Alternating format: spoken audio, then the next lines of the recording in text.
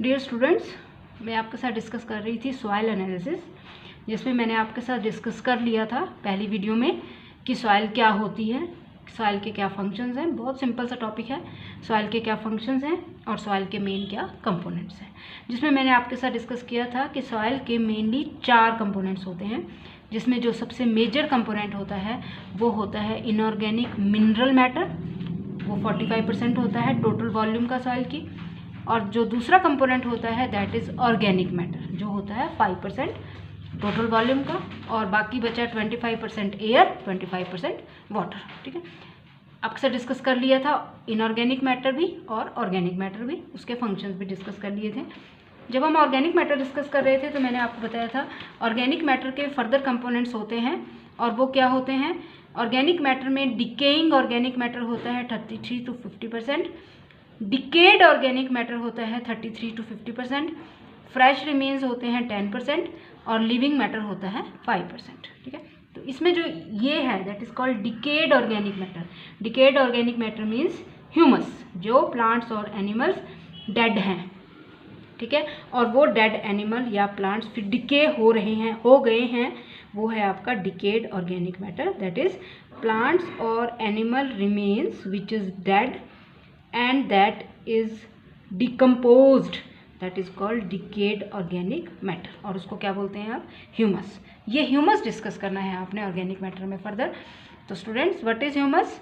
Humus is nothing, जो भी plant या एनिमल रिमेन्स डेड हो गया है, ठीक है, और फिर वो डिकम्पोज हो चुका है। डिकम्पोज मीन्स छोटे छोटे कंपाउंड्स में ब्रेक हो चुका है। ठीक है, तो जो प्लांट और एनिमल रिमेन डेड है और फिर वो डिकम्पोज हो चुका है बाय माइक्रोब्स, तो आपके पास एक डार्क कलर का ऑर्गेनिक कंपाउंड बनता है या ऑर्गेनिक मैटर बनता है, जिसको बोलते हैं आप ह्यूमस। राइट, तो what is humus? When plant और animal matter is decomposed by microbes, a dark stable and amorphous organic matter is formed, which is called humus. The transformation of organic matter into humus is called humification. It is mixture of nutrients like carbohydrates, proteins, fats, organic acids, lignins, resins and waxes. These substances upon oxidation give humic substances. कौन से substances? ये जिनका ये mixture है वो substances upon oxidation देंगे आपको humic substances. और उन ह्यूमिक सब्सटेंसेस में क्या क्या प्रेजेंट होता है? Carbon, oxygen, nitrogen and small amount of sulphur. ठीक है स्टूडेंट्स, तो ये है आपका ह्यूमस। बिल्कुल सिंपल कि क्या ह्यूमस है, क्या ह्यूमिफिकेशन है। ह्यूमस का बनना from organic matter that is called humification.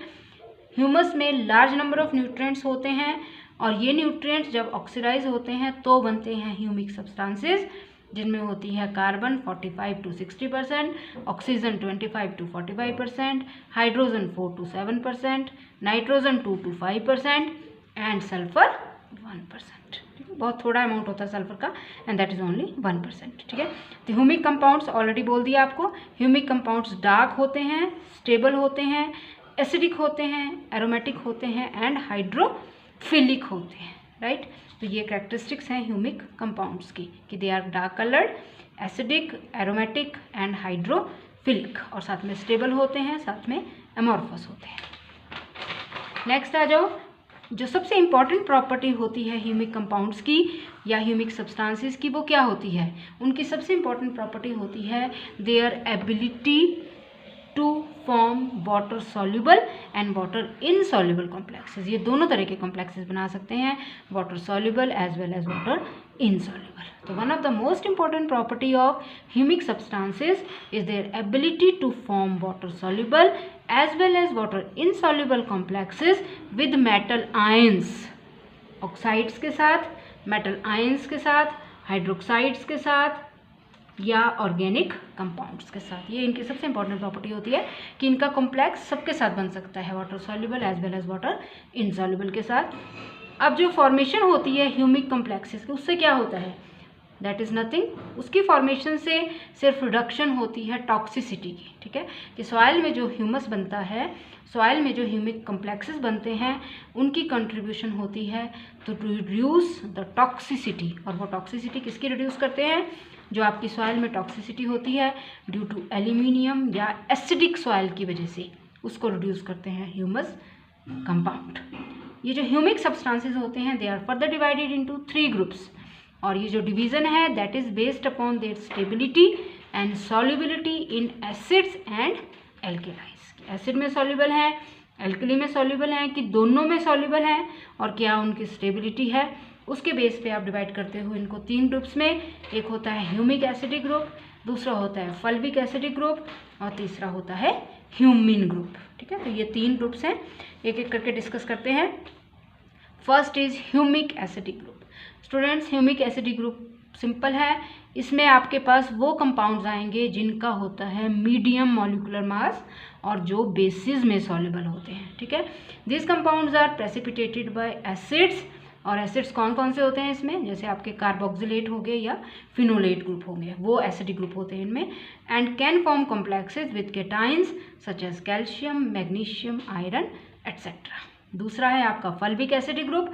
तो इन दोनों में डिफरेंस क्या है कि ये वो कंपाउंड्स होते हैं जिनमें मीडियम मॉलिक्यूलर मास होता है, और इनमें वो कंपाउंड्स होते हैं जिनमें आपका लो मॉलिक्यूलर मास होता है। तो what is fulvic acidic group? It is derived from humic acidic group. It is soluble in acid as well as alkali. It is soluble in bases only. It is soluble in both acidic as well as alkali. और जो इसके compounds होते हैं इस group के, उनका होता है लो मॉलिक्यूलर मास, इनका क्या था? Medium molecular mass. और लास्ट में आ गया humin group. Humin group is insoluble humic fraction of the soil, ठीक है। It is insoluble fraction of the soil which contains high molecular mass compound, ठीक है। तो आपने देख लिया तीनों में डिफरेंट डिफरेंट मॉलिक्यूलर मास के कंपाउंड होते हैं। ह्यूमिक में आपके पास मीडियम मॉलिक्यूलर मास के कंपाउंड होते हैं, फल्विक ग्रुप में आपके पास लो मॉलिक्यूलर मास के कंपाउंड होते हैं, और ह्यूमिन ग्रुप में आपके पास हाई मॉलिक्यूलर मास के कंपाउंड होते हैं। ये डार्क होते हैं कलर में और इनसॉल्युबल रहते हैं दोनों में, acid as well as alkali. तो ये डिफरेंसेस आपने ध्यान रखने हैं। ये सॉल्युबल होते हैं बेसिस में, ये सॉल्युबल होते हैं दोनों में, एसिड में एज वेल एज एल्कली में। लेकिन जो ह्यूमिन ग्रुप होता है इसमें जो कंपाउंड्स होते हैं ये दोनों में इनसॉल्युबल होते हैं, एसिडिक में एज वेल एज एल्कली में। और नेक्स्ट आ जाओ इम्पॉर्टेंस ऑफ ह्यूमस। तो ह्यूमस की सबको पता है इम्पॉर्टेंस कि बहुत न्यूट्रिएंट्स होते हैं इसमें, सॉइल के लिए बहुत ज़्यादा न्यूट्रिटिव पावर होती है, सॉइल की फर्टिलिटी को इंक्रीज करते हैं ये। तो what are the importance? Humus provides nutrients for soil organisms and soil microorganisms thus maintain soil life, right? सबसे पहली चीज़ कि ह्यूमस की वजह से जो सॉइल में ऑर्गेनिजम्स प्रेजेंट हैं या जो सॉइल में माइक्रो ऑर्गेनिजम्स प्रेजेंट हैं उनकी लाइफ को सस्टेन करता है ह्यूमस। दूसरा है it increases soil's capacity to hold and store moisture, right? Water holding capacity या मॉइस्चर होल्डिंग कैपेसिटी ह्यूमस की वजह से इंक्रीज करती है। It is primary source of carbon, पहले बता दिया आपको, कार्बन और नाइट्रोजन और हाइड्रोजन का अमाउंट ह्यूमिक सब्सटेंसेस में बहुत ज़्यादा होता है। तो प्राइमरी सोर्स सॉइल में जो प्लांट्स और एनिमल्स, प्लांट्स और ट्रीज़ हैं उनके लिए प्राइमरी सोर्स अगर कार्बन और नाइट्रोजन का देखना है तो that is humus. Humus is a colloidal substance, it increases soil's cation exchange capacity, hence its ability to store nutrition या न्यूट्रिएंट्स को स्टोर करने के लिए भी ह्यूमस का काफ़ी बड़ा रोल होता है। वो कैसे स्टोर करता है?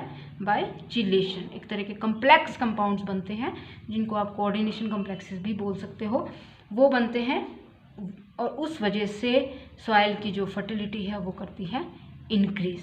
ठीक है स्टूडेंट्स, तो ये हो गए आपके एप्लीकेशंस ऑफ ह्यूमस। ठीक है, नेक्स्ट थोड़ा सा अगर आप सॉइल की हम बात कर रहे थे तो सॉइल के हमने कंपोनेंट्स डिस्कस कर रहे थे। एक्चुअली में हम एक कंपोनेंट हमने बोला था इनऑर्गेनिक मिनरल मैटर, डिस्कस कर लिया था।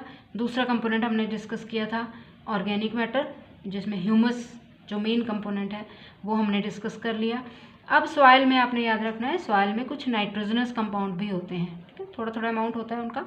वो जो नाइट्रोजनस कंपाउंड्स होते हैं वो वाटर सॉल्युबल भी हो सकते हैं, वाटर इनसॉल्युबल भी हो सकते हैं।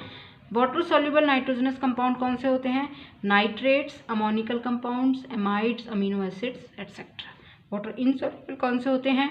Proteins, nucleoproteins, peptides, purines and pyrimidines या पिरिडिन्स, राइट। तो सॉइल में जो नाइट्रोजनस कंपाउंड हैं वो दो तरह के हैं, वाटर सॉल्युबल, वाटर इनसॉल्युबल। दूसरा है सॉइल में सिर्फ नाइट्रोजनस कंपाउंड ही नहीं होते बल्कि सॉइल में नॉन नाइट्रोजनस कंपाउंड्स भी होते हैं। और वो नॉन नाइट्रोजनस कंपाउंड कौन कौन से होते हैं? कम्प्लेक्स कार्बोहाइड्रेट्स जैसे cellulose, simple sugar, gums, starch etcetera. ये कौन से हैं? Non nitrogenous compounds. साथ में resins, fats, phospholipids, waxes, phosphates, ester. और ये क्या प्रोवाइड करते हैं? सारों का ही काम क्या है? सॉइल को न्यूट्रिशन प्रोवाइड करना, ठीक है। तो सॉइल की जो न्यूट्रिटिव पावर होती है वो इन सभी की वजह से होती है, मिनरल मैटर की वजह से, ऑर्गेनिक मैटर की वजह से, या नाइट्रोजनस नॉन नाइट्रोजनस कंपाउंड्स की वजह से। और लास्ट में जो मैंने आपको बताया ही है, सॉइल का कंपोनेंट दो और होते हैं, 25% एयर, 25% वाटर, ठीक है। तो सॉइल में एयर और वाटर भी होती है which are obtained from atmosphere and various reactions taking place in soil, ठीक है। जो एटमॉस्फेयर से ऑब्टेन होता है और रिएक्शंस होती हैं सॉइल में, उससे बनता है।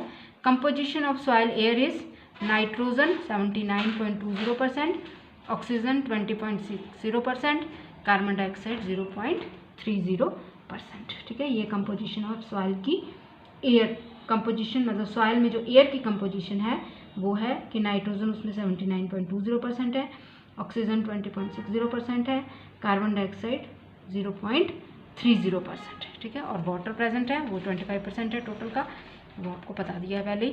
तो ये है ऑल अबाउट सॉइल, जिसमें हमने पूरा डिस्कस कर लिया सॉइल की प्रॉपर्टीज़, सॉइल के कंपोनेंट्स, सॉइल के जो कंपोनेंट्स हैं आगे उनको भी डिटेल में डिस्कस कर लिया।